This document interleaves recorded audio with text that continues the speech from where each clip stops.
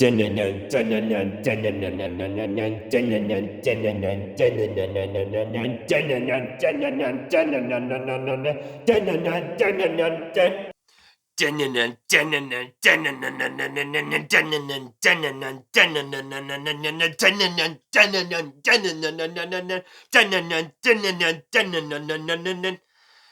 up, everybody? Harrison Ring here.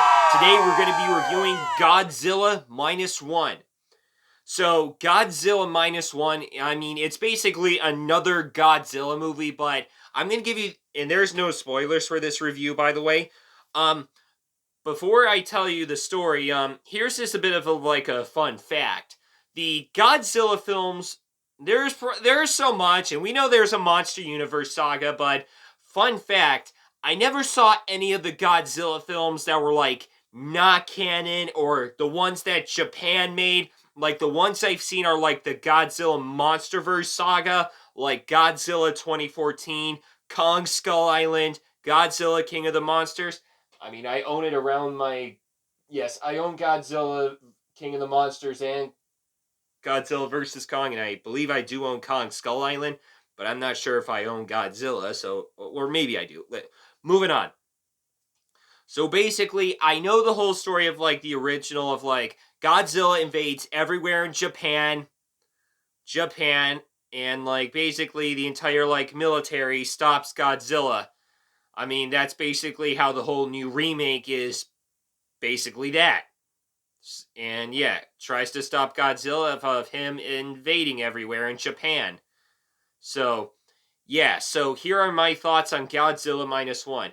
Honestly, watching a Godzilla film that's made from Japan or not canon for the first time, damn, this was one of the greatest, coolest Godzilla films I've ever watched.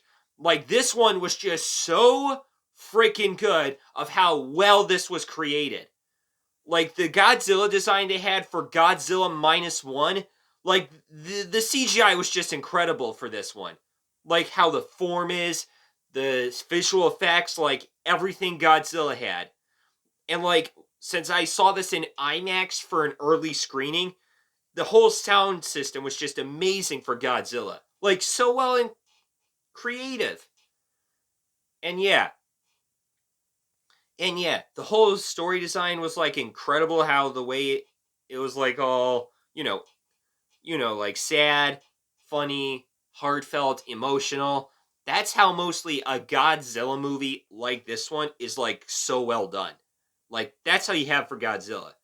I mean, it's now going to be in Japan. It's now going to be in U.S. theaters this weekend, and I think it was in Japan theaters maybe a couple weeks ago.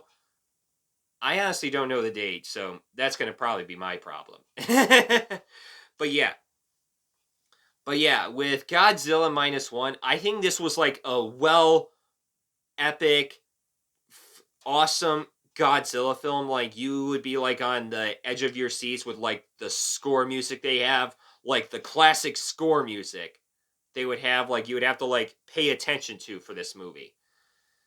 And yeah, with the fight, every time I watch an action, sci-fi, fantasy movie that's all violent with cool fights and stuff, that's how I feel so entertaining with any single movies. Anime, Demon Slayer, for an example. Yeah, that's Muzan Kibusuji. The one in season 1, not the sun... The one from the earliers, not the Sunrise arc. Yeah. Well, I do have... Yeah.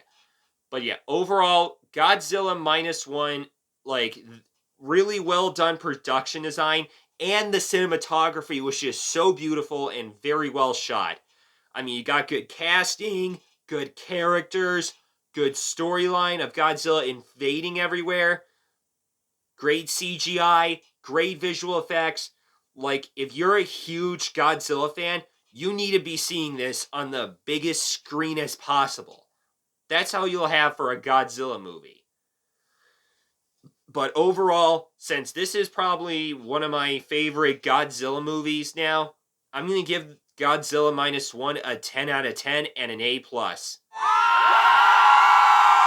Yeah. So that is all I got, and I'll see you next time. Bye-bye.